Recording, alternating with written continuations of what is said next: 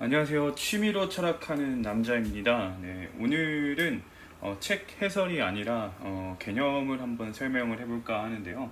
처음 다뤄볼 개념은 철학이라는 개념입니다.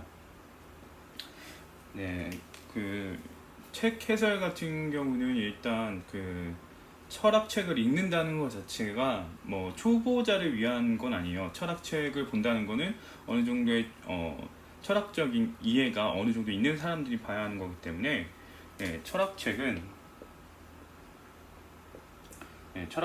중급용이라고 보는 게 좋을 것 같아요. 제 생각으로는 그렇습니다. 그리고 이제 그럼 초급이 뭐냐? 초급이 뭐냐고 했을 때는 이제 개념에 대한 인식을 이제 정리를 하고 그런 작업이 필요한 거고, 중급은 이제 철학책을 이제 읽는 거고, 고급이라고 한다면 이제 작성을 하는 거죠. 자기 생각이나 체계를 작성하는 것. 예, 이게 고급이라고 보고요. 대체로 이 정도가 이제 철학자들이라고 불리는 사람들이 쓰는 것들이고, 이 밑으로는 이제 일반적인 경우들이겠죠. 흥미를 가지고 있는 사람들이 하는 거다. 이렇게 생각을 합니다. 아무튼 제가 이제까지 했던 거는 철학책 해설을 했었고, 이 해설을 할 때 이제 흥미라던가 이런 것들이 있어야 볼 수가 있는데, 일단은 이게 철학에 대한 흥미도 그렇게 많지도 않고, 그다음에 플라톤의 저서를 꼼꼼히 보시는 분도 그렇게 많지 않은 편으로 알고 있어요.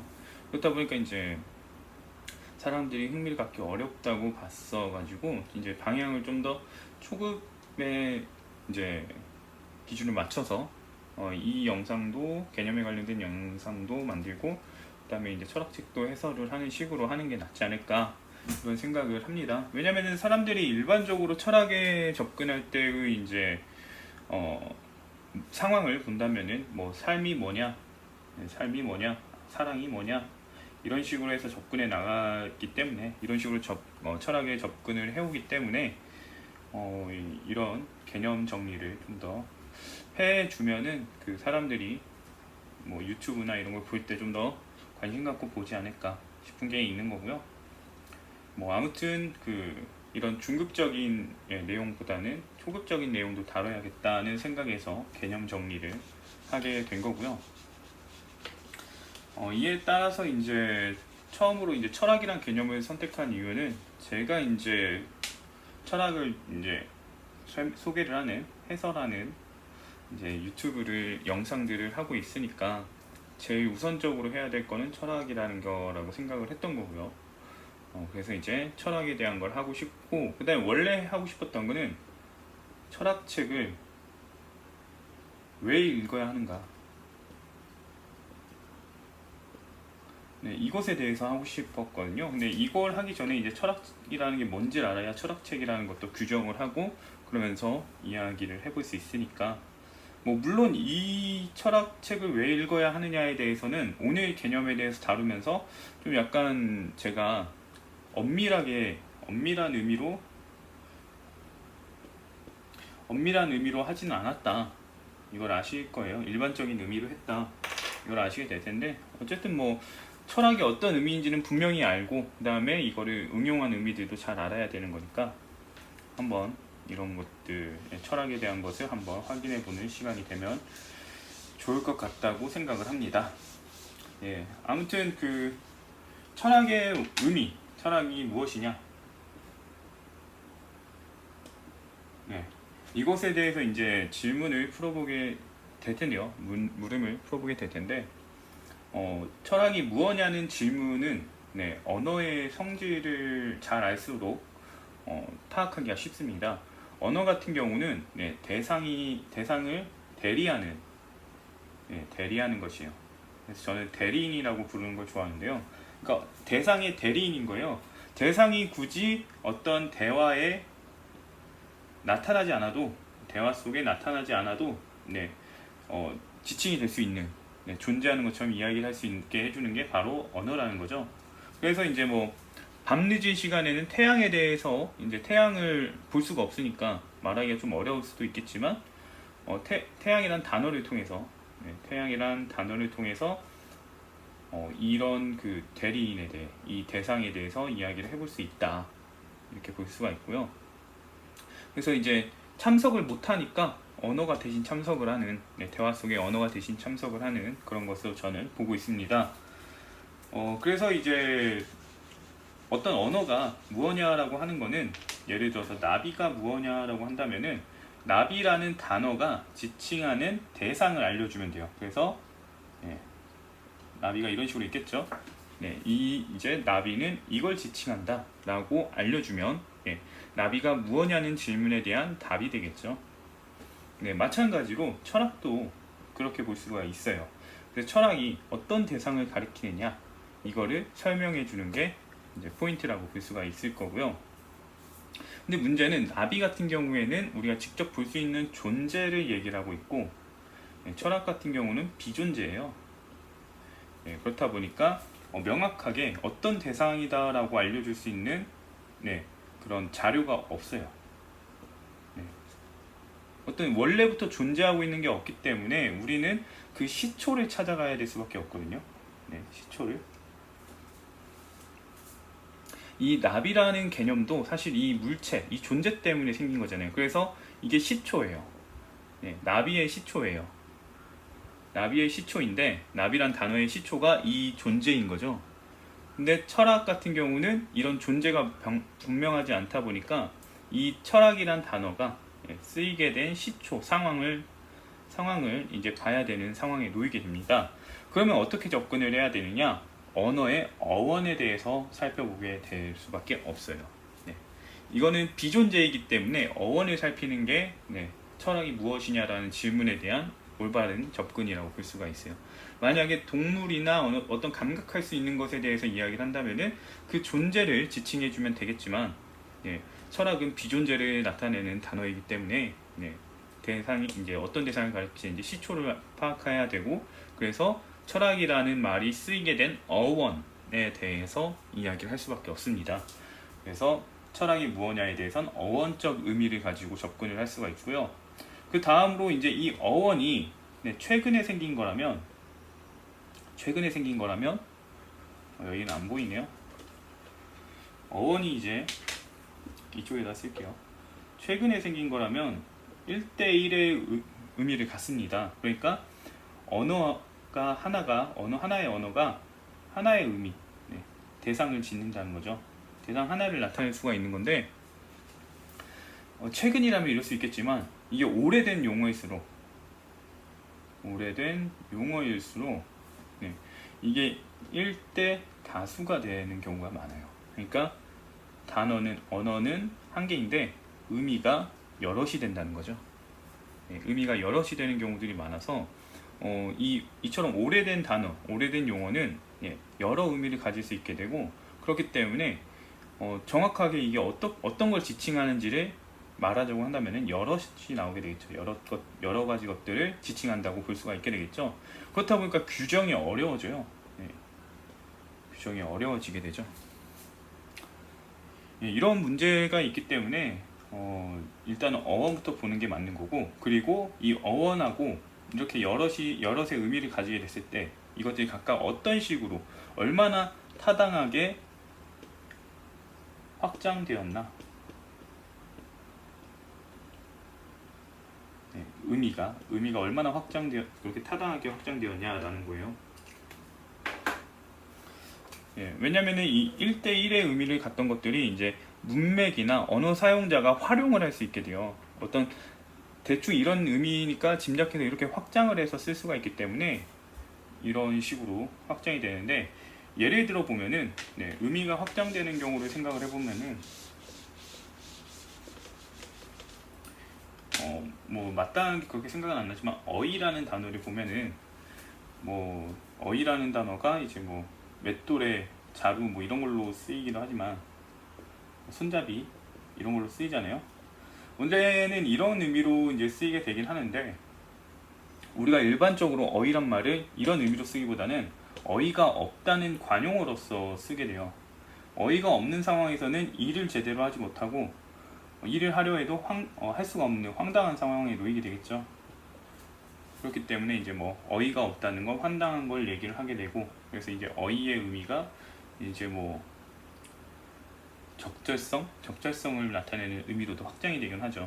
그러니까 이런 식으로 어떤 그 관용적인 의미를 통해서 의미가 파생이 된다 이렇게 볼 수가 있어요. 그리고 예를 들어서 자존심이라는 단어를 볼 때 자존심도 자기를 존중하는, 높게 여기는 마음이란 단어인데요. 이 단어도 자존심이 세다라는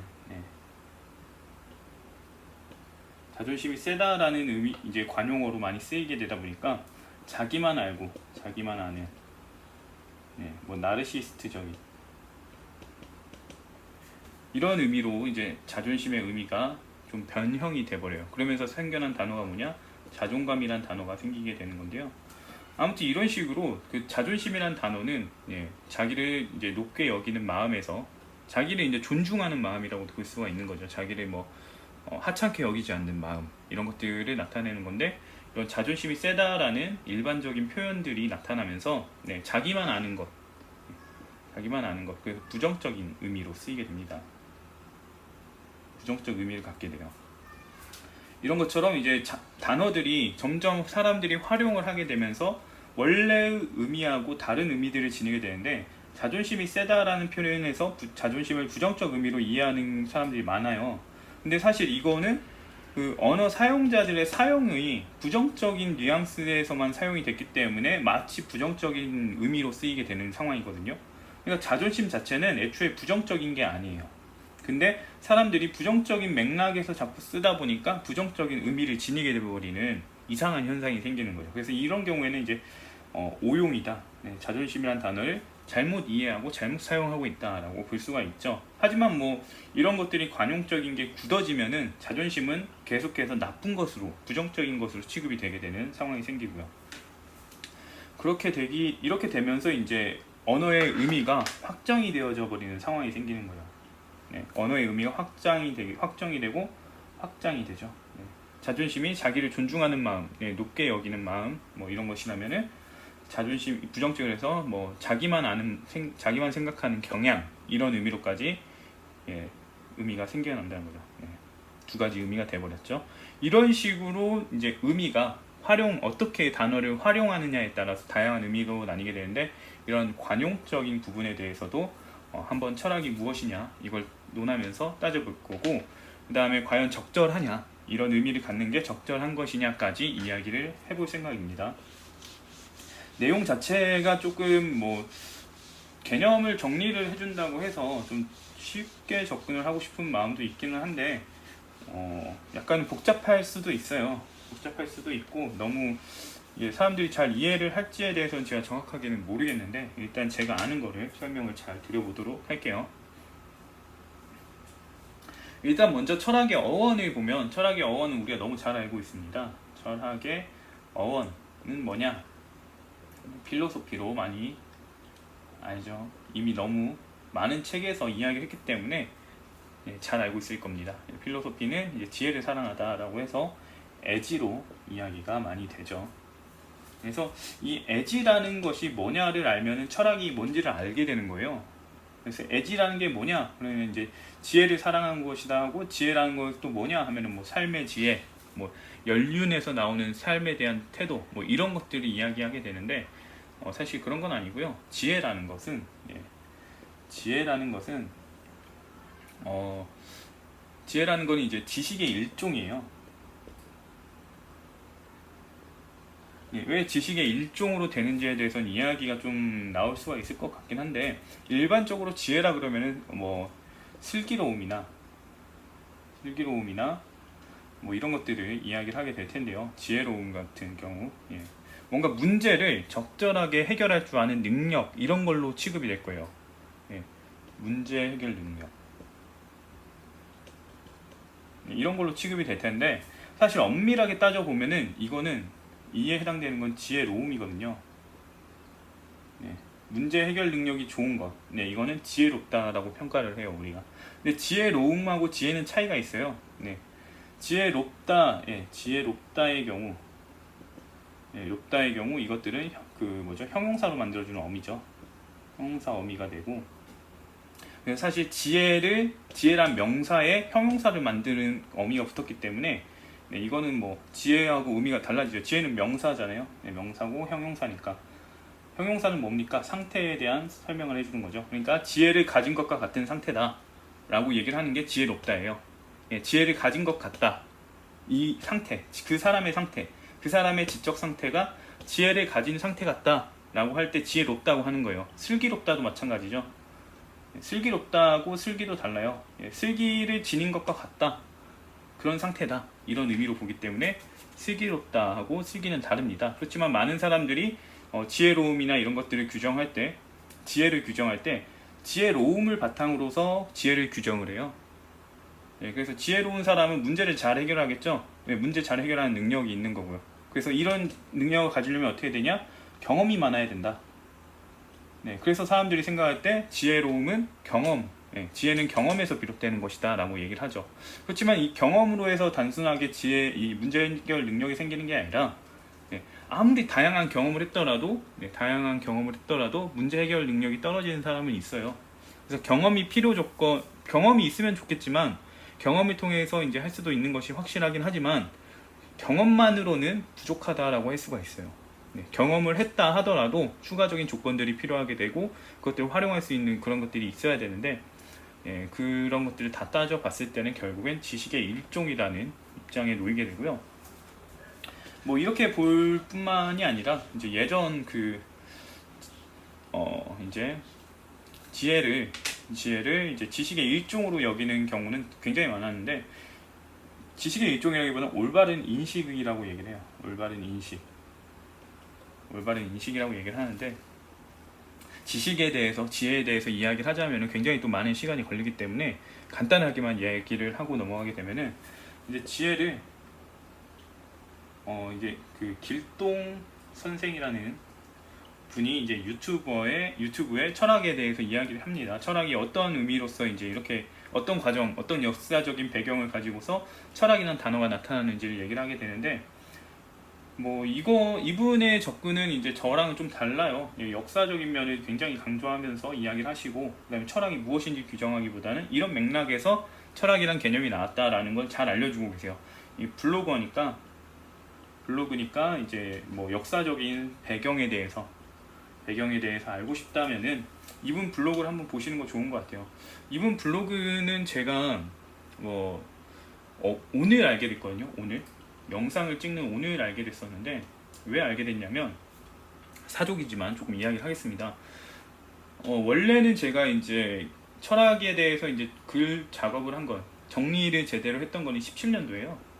17년도쯤이고 이제 글이 완성이 됐었어요. 예. 철학에 대한 글이 완성이 됐었고, 이때의 글의 이제 기본적인 데이터는 뭐였냐면 영어 어원이었어요. 네, 그러니까 필로소피의 어원을 통해서 이 글을 완성을 시켰었어요. 왜냐면은 철학에 대한 이 동양어죠. 동양어로 할게요. 이 영어랑 동양어로 했을 때 동양어에 대한 자료를 찾을 만한 능력이 저한테 없었어요. 예. 동양어 같은 경우, 동양어로 이제 철학이 나와 있는 건데, 이거는 중국하고 일본하고 우리나라 똑같죠. 다 철학으로 표기를 하니까. 이렇게 되어져 있는데, 이거를 이해하려면 한국어, 네, 중국어, 일본어가 있어야 되는데, 전 중국어, 일본어를 할 줄을 몰라요. 그렇기 때문에 그나마 할 줄 아는 영어를 가지고서만 접근할 수 있었어가지고, 영어를 통해서만 이제 이 접근을 했었는데, 그래도 이제 사실 대부분의 철학 용어들이 일본에서 번역을 하면서 나타나는 용어들이잖아요. 그렇기 때문에 일본 자료를 그래도 계속해서 찾고 싶어가지고 20년 초에 이제 자료를 막 찾다가 일본 책 하나를 발견을 했어요. 일본어 책을. 네. 여기가 잘 안 나오네요. 여기가 빛이 반사가 돼가지고, 아무튼 일본 책을 하나 발견을 해가지고 이제 구입을 했습니다. 이거를 교보통해가지고 구입을 하고, 이 책을 이제 번역하면서 보면서 이제 보다가 서주라고 나와요.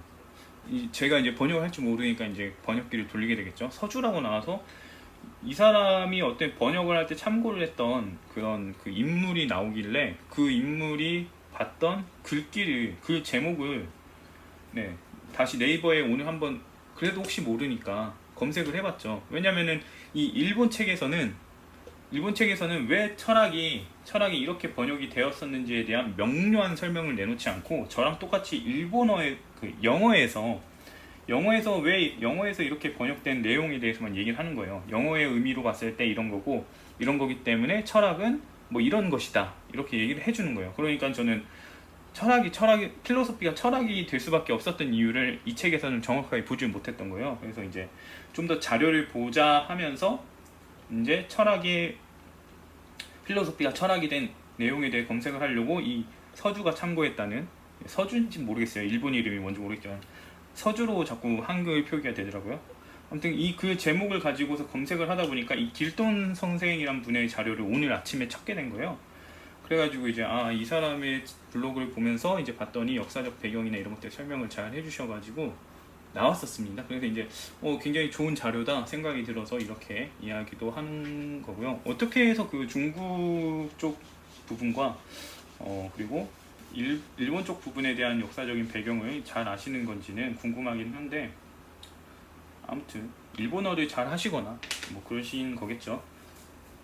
아무튼 이 길동 선생이라는 분이 블로그에서 이제 피타고라스에 대한 얘기를 하게 되는데, 지혜를 이제 올바른 인식을 얻는 것이라고 이야기해요. 네.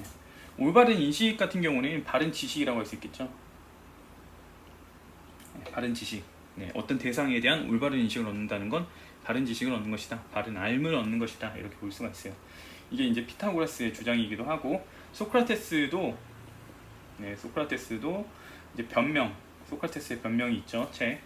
거기에서 장인을 지혜롭다고 하는데요. 지혜롭다라고 인정을 하게 되는데, 그 이유가 자기가 모르는 어떤 그 장인과 기술과 관련된 기술 지식이 있기 때문이에요. 네. 올바른 기술 지식이 있었기 때문에 장인을 지혜롭다고 하는데, 내가 봤을 때 올바른 인식이 있긴 하지만 자기 자신에 대한 올바른 인식은 없다 이러면서 소크라테스는 자기가 더 지혜롭다, 이렇게 얘기를 하게 되죠. 나 자신에 대한 올바른 인식은 없고 어떤 기술에 대한 올바른 인식만 있다, 그러면서 장인을 비판하게 됩니다. 이런 식으로 올바른 인식이 지혜로 여겨지고 쓰이고 있어요. 그래서 일반적으로 사람들이 생각하는 문제 해결 능력이 지혜로 보는 경우는 그렇게 많지 않았다. 대체로 이제 사람들이 지혜를 잘못 생각하고 있다, 이렇게 볼 수 있는 여지가 생기면 좋겠네요. 아무튼 나중에 기회 되면은 지혜와 지식에 대해서 이야기를 한번 해보도록 하고요. 아무튼 애지라는 건 지혜이고, 올바른 인식입니다. 네, 그래서 올바른 인식을 사랑한다. 근데 올바른 인식이 처음부터 주어지진 않잖아요. 그렇다 보니까 어떻게 되느냐? 올바른 인식이 처음부터 주어지지 않으니까 올바른 인식을 얻으려고 노력해야 합니다. 노력해야 하죠.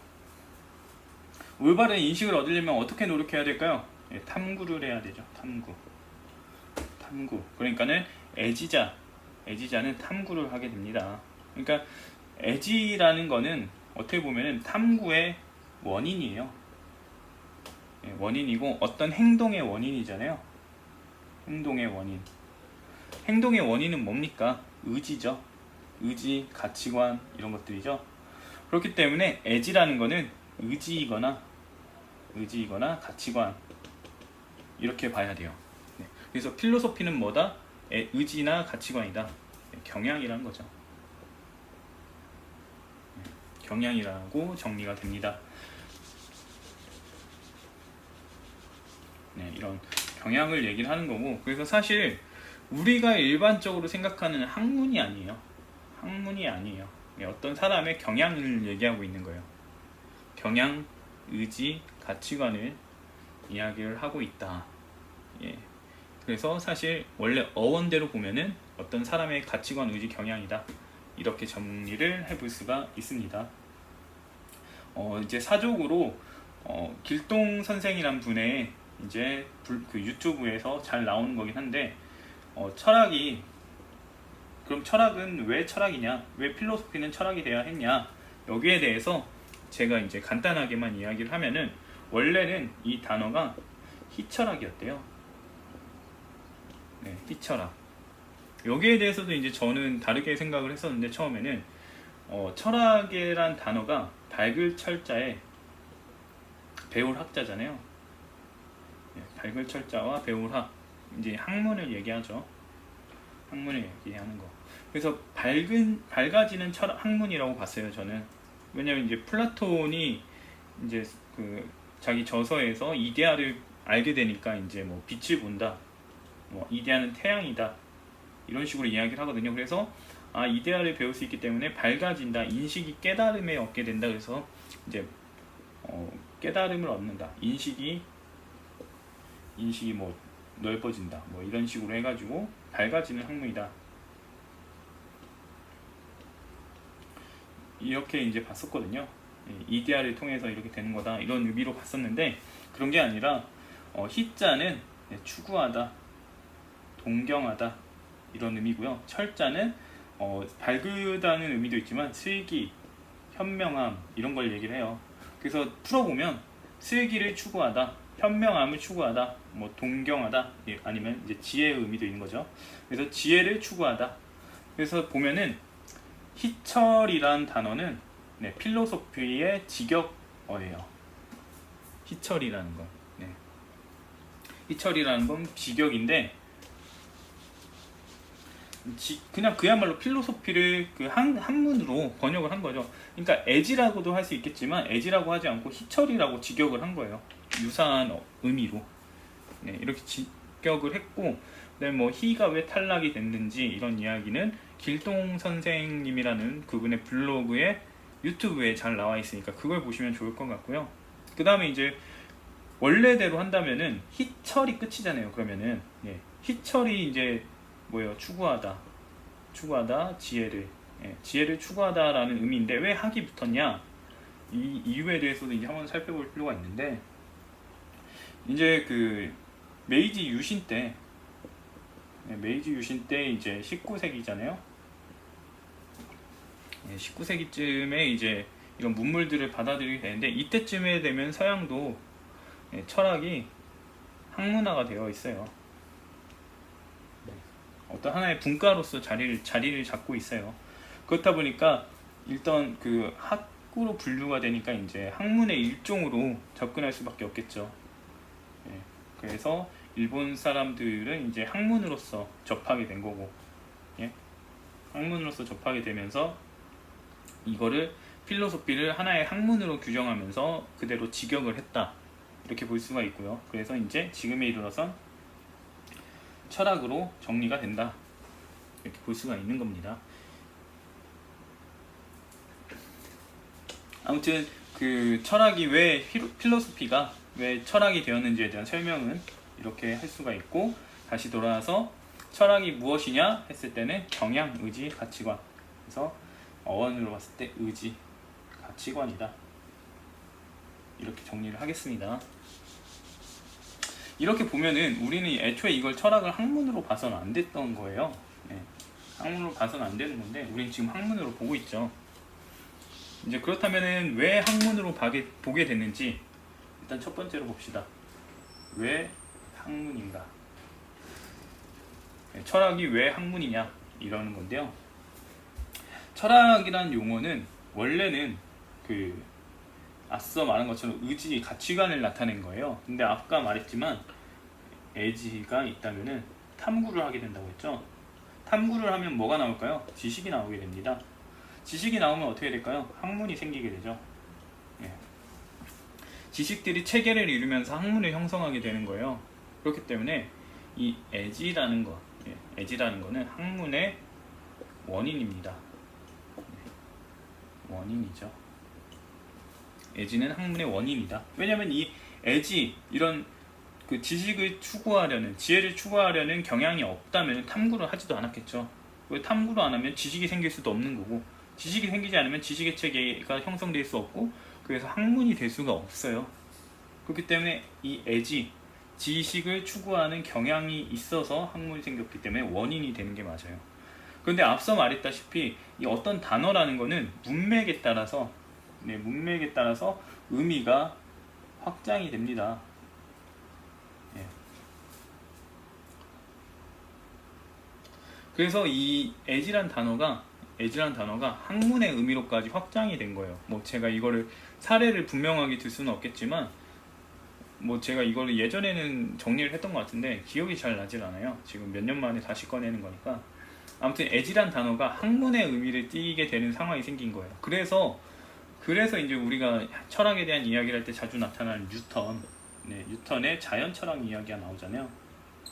자연 철학의 수학적 원리라는 책이 나오게 되는데 내추럴 필로소피라는 단어가 나오죠.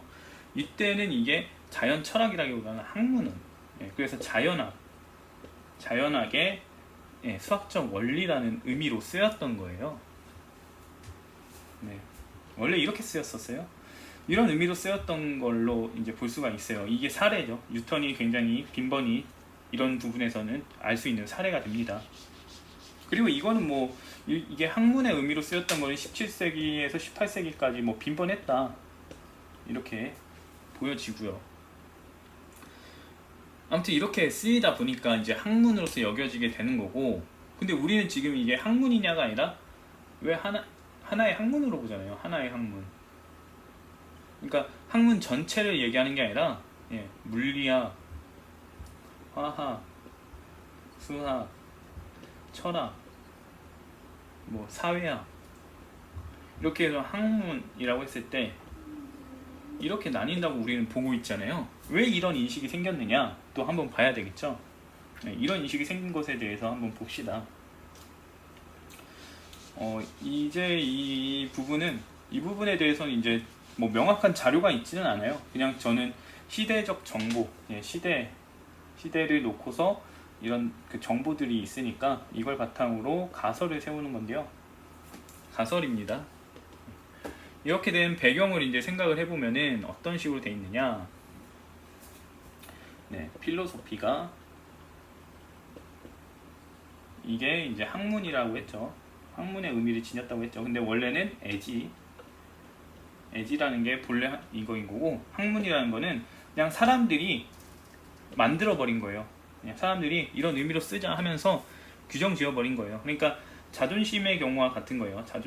자존심은 원래는 자기의 그냥 좋든 싫든 그냥 긍정적이든 부정적이든 그냥 자기애가 있는 거죠. 자기애가 있는 건데 이거에 대해서 이제 부정적 의미를 부여하게 되는 것처럼 이 부정적 의미는 본래 의미가 아니죠. 사람들이 관용적으로 쓰면서 나타나는 의미인 것처럼 학문도 마찬가지로 본래 의미가 아니라 사람들이 편의에 따라 부여한 의미인 거예요. 그래서 이거는 잘못된 의미라고 볼 수가 있습니다. 아무튼 그렇지만 이게 뭐 언어라는 게 계속해서 의미가 확장이 되고 이런 것들이 생기기 때문에 어떤 일종의 어쩔 수 없는 변화, 생리다 이렇게 볼 수가 있겠죠. 아무튼 근데 필로소피가 학문으로 여겨지게 되고 이에 따라서 이제 학문은 두 가지로 구분이 되게 되는데요. 하나는 경험주의적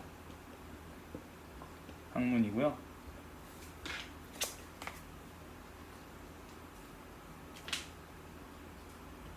그 다음에 다른 하나는 사변적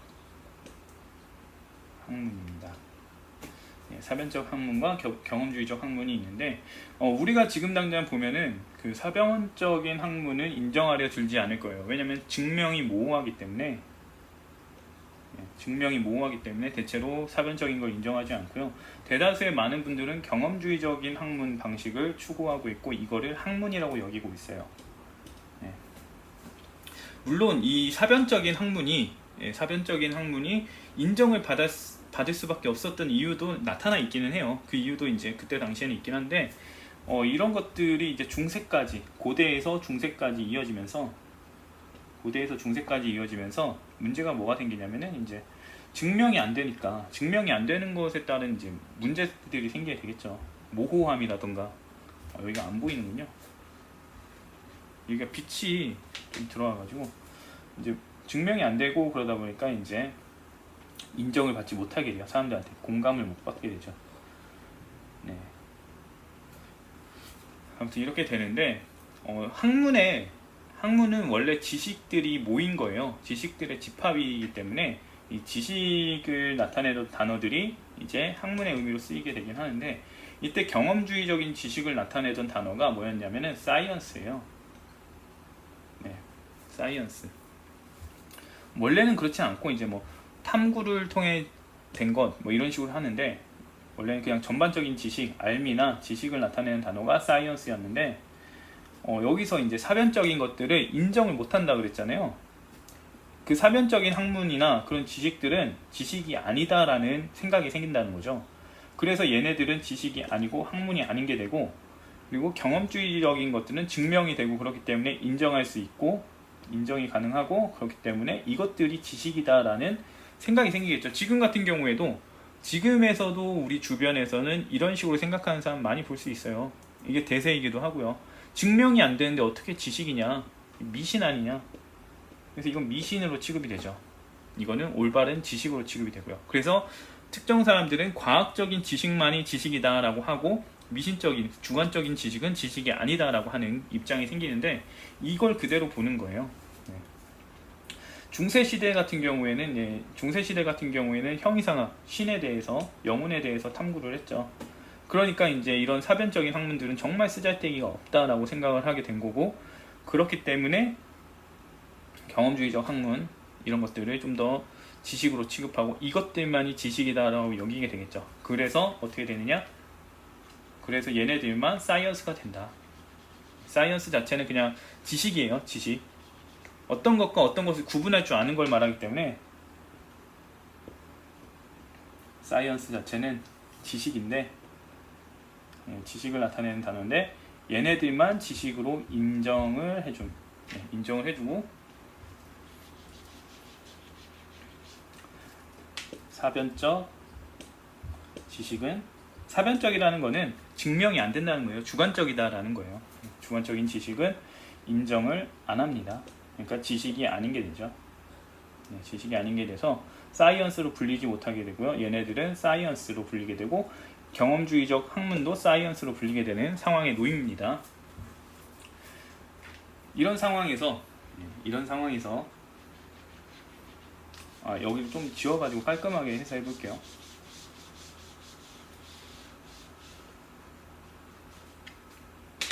네, 필로소피가 있고요. 그 다음에 경험 학문이 있고, 그다음에 사변 학문이 있다 그랬죠. 경험 학문을 지식으로 여겼기 때문에 이게 사이언스가 되고요. 이거는 사이언스가 아니라고 했죠. 그래서 not science가 됩니다. 이렇게 되어 있는데, 얘네들은 사이언스라는 명칭이 주어졌지만 사변적인 학문들은 사이언스가 아니라는 거 말고는 정확한 명칭이 없어요. 명칭이 없죠. 명칭에 부재가 생깁니다. 근데 이 상황을 보시면 알겠지만 필로소피 안에서 사이언스와 not science가 나뉘는 거지, 학문 안에서요. 필로소피 안에서 사이언스와 not science가 나뉘게 되는데, 지금 이것들만을 사람들이 생각을 할 때 이것들만이 학문이다 라고 여기고 있는 거예요. 얘네만 학문이야. 왜냐? 얘네들은 증명이 되고 인정할 수가 있잖아. 얘네만 학문이야 라고 하게 되고, 얘네들은 학문이 아닌 걸로 취급이 돼요. 그럼 어떻게 되느냐? 얘가 학문이었는데, 필로소피가 학문을 나타내는 단어였는데, 사이언스만 학문이라고 여기는 풍조가 생기니까 필로소피는 학문이 아닌 것처럼 돼버리는 거예요. 그래서 이제 이것들이 필로소피라는 과거 학문의 구명칭을 부여받게 된다고 저는 봅니다. 그래서 이 사변적인 학문들은 필로소피가 돼버려요.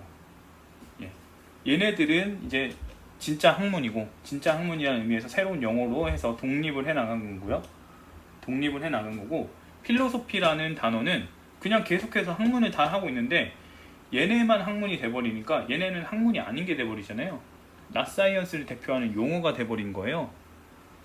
그래서 이제 필로소피는 사변적인 학문을 나타내는 단어로 의미가 변화가 돼요. 여기에 대해서는 이제 저는 과학혁명이나 이런 것들을 놓고서 이제 합리성이 좀 더 발달하거나 경험주의에 대한 입장이 생기면서 이런 현상이 생겼다고 보는데, 그도 그럴 것이 이제 17세기, 17세기, 18세기, 19세기 이때부터 이런 변화가 생기게 되거든요. 그렇기 때문에 이런 현대적 의미, 이게 생긴 게 아무래도 이런 그 학문에 대한 인식 변경, 학문이 발달, 경험주의적인 학문이 발달하고 합리성이 발달하게 되면서 이 경험주의적인 것들만 학문으로 취급하는 문화를 통해서, 이제 인식을 통해서 사변적인 것들을 과학에 넣지 않는, 학문에 넣지 않는 이런 현상이 생겼다.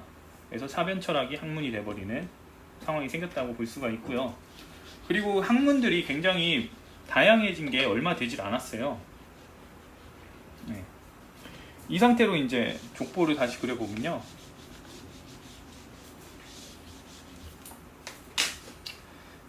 이 상태로 다시 보면은 이제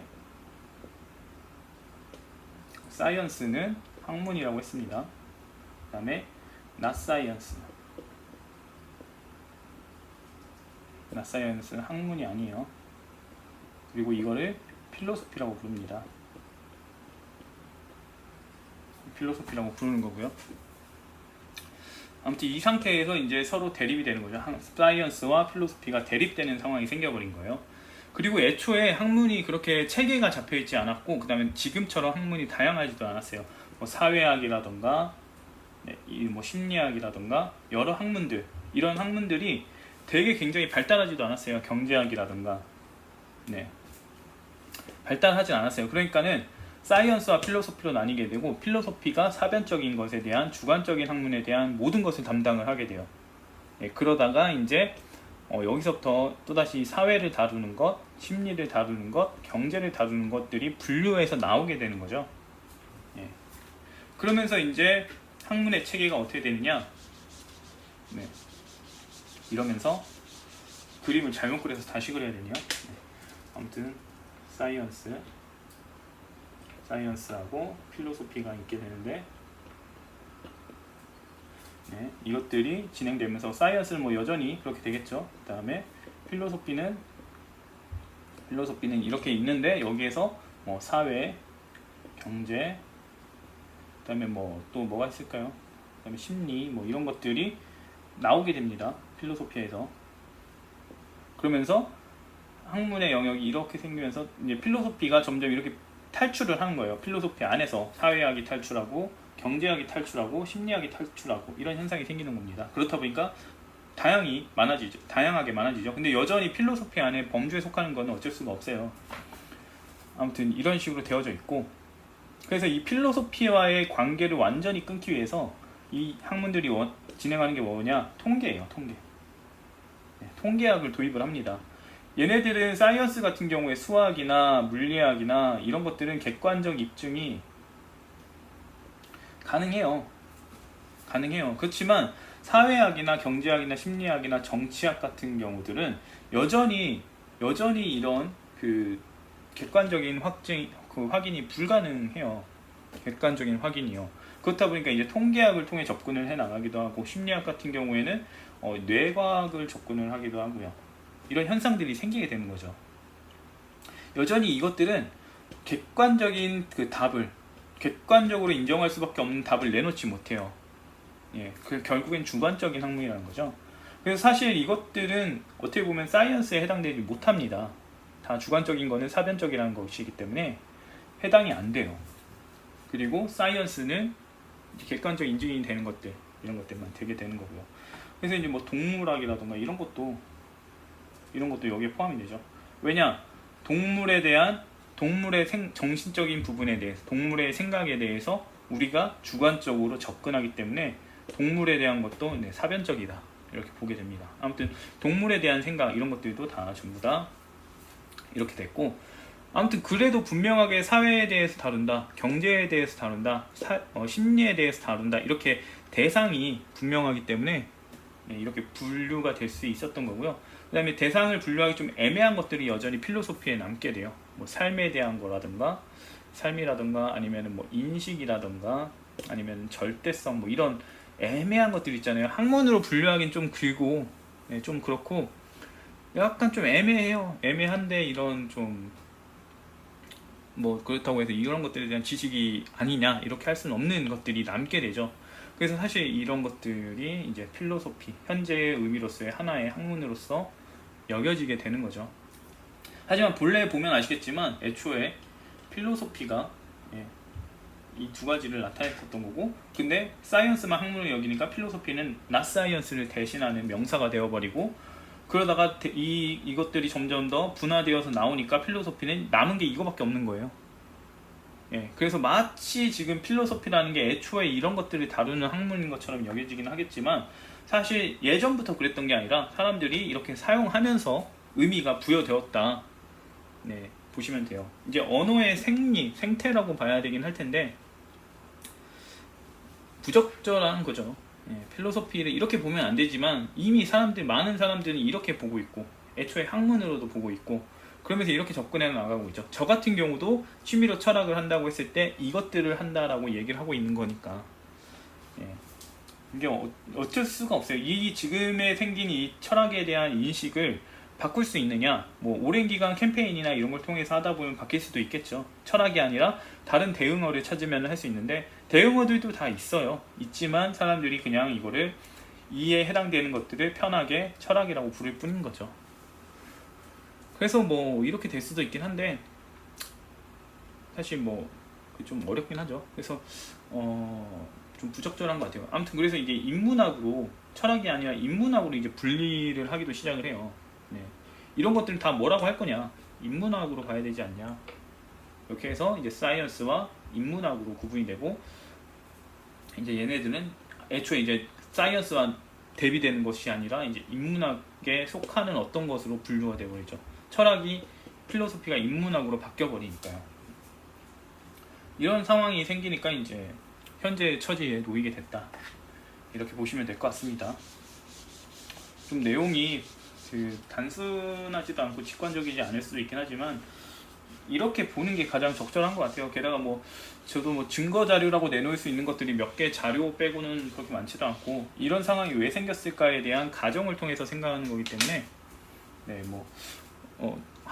합리적이다라고 보신다거나 어느 정도 타당한 것 같다고 보시면은 그냥 그럴 수 있겠다 보시는 게 좋을 것 같고, 그게 아니라면 뭐 어쩔 수 없죠. 아무튼 그 지식이라는 거, 어떤 것에 대한 해석이라는 거는 어떤 체계성을 이뤄야 돼요. 그래서 단순히 이것만 생각했을 때 이게 맞다 해서 되는 게 아니라 1과 2와 3과 4와 5와 이런 주제들이 있을 때 서로의 간극이 서로 이제 일정한 체계를 이루어야 된다는 거예요. 체계를 이루지 못하면 잘못된 것이다. 왜냐면 우리가 살아가는 세계는 이미 체계적으로 돌아가고 있어요. 근데 우리가 그 세계를 보고서 탐구해서 얻어낸 지식이나 해석이 체계적이지 못하다. 그러면은 일단 우리가 실제 삶에 적용할 수 없다는 얘기죠. 그렇기 때문에 어떤 다른 지식과도 체계를 이룰 수 있는지를 이제 판단을 해야 돼요.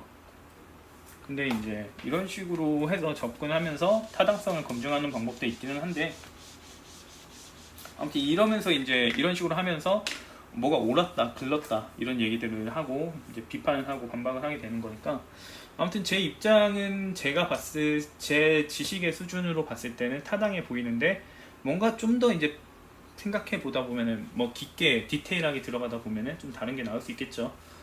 그거는 이제 좀 더 다양한 자료를 보실 수 있는 분들이 하시면 좋을 것 같고요. 그 다음으로 이제 철학에 대한 이제 관용적 의미가 뭐냐 했을 때 삶에 대한 것이다.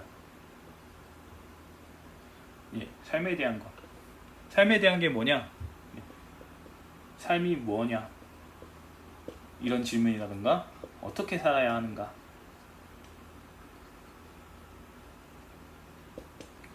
이런 것들이라고 얘기를 하는 거죠. 이야기가 좀 많이 길어지고 있는 것 같은데, 이런 것들을 통해서 이제 많은 분들이 이제 어릴 때 내가 이런 걸 알았더라면 어땠을까? 이런 삶을 내 삶을 어떻게 할지를 설계했다면 어땠을까라고 말하시는 분들도 계시긴 하죠. 근데 사실 이런 거는 여기서 이제 두 가지가 나오잖아요. 삶이 뭐냐? 어떻게 살아야 하느냐? 이렇게 얘기하는 경우는 사실 삶이 무엇이냐라고 얘기하는 건 형이상학의 부분이고요. 어떻게 살아야 하는가는 윤리학의 부분이에요. 이 형이상학을 그야말로 이제 허무맹랑한 걸 얘기하는 학문이다. 그래서 이제 중세 철학을 많이 떠올리실 수도 있는데요. 중세 철학을 떠올리실 수 있는데 그런 식으로 보시면 안 돼요. 형이상학에 대한 책을 한 번도 보지 않았다는 얘기예요. 이거는. 그러니까 일반적으로 생각하는 형이상학에 대해서 사람들이 형이상학적인 얘기 하지 마라 이런 식으로 하기 때문에 그런 의미를 통해서 이제 허무맹랑한 것이다 라고 보시지만 이건 형이상학에 대한 잘 모르고 하는 소리입니다. 형이상학을 잘 안다고 하려면 차라리 형이상학 책을 보고 얘기를 해야 돼요.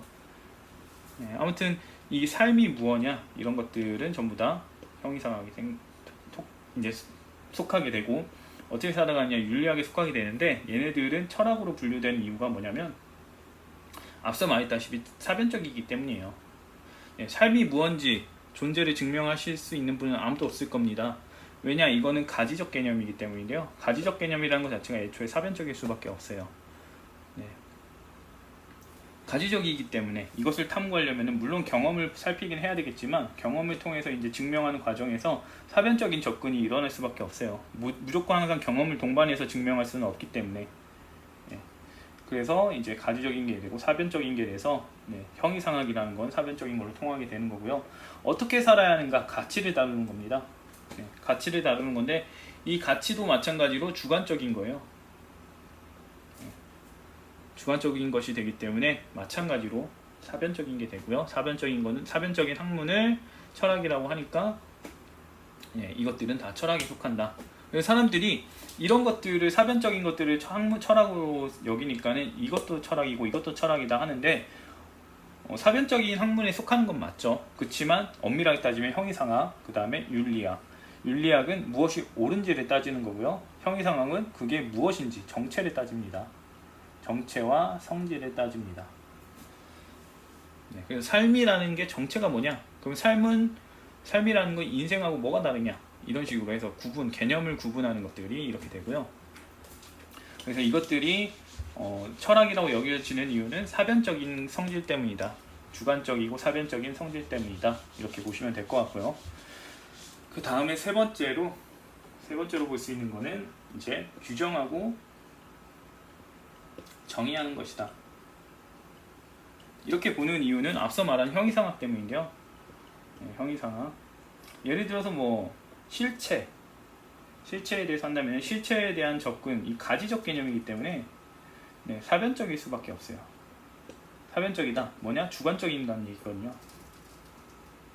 주관적이고 이 사변적이란 말은 뭐 말이 되면 된다 이런 식으로 되기도 하지만 주관적인 것도 경험하지 못한 채로 이제 할 수 있다고 얘기해요. 그 칸트 같은 경우는 순수나 이런 걸 통해서 얘기를 하게 되기도 하는데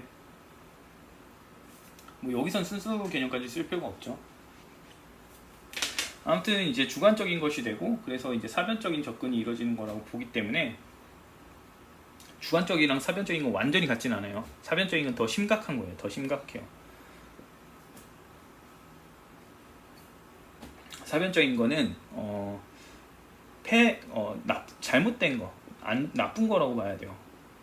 근데 주관적이라고 하면 사람들이 대체로 옳지 못하고 그런 것으로 보기 때문에 나쁜 것을 취급을 해서 사변적인 것으로 생각을 하게 되는 경향이 생기긴 하죠.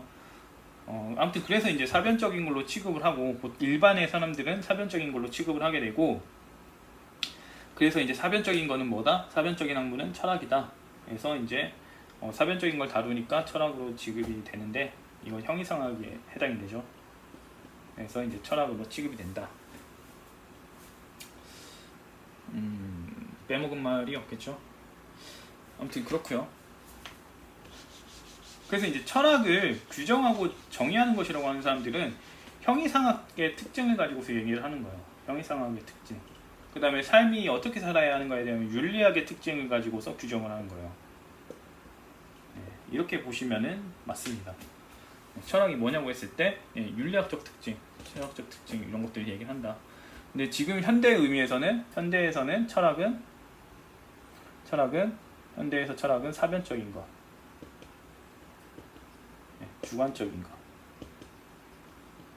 이렇게 봐야 됩니다. 그래서 이제 뭐 과학 철학이라던가 수리 철학 이렇게 불리잖아요. 과학 철학이라든가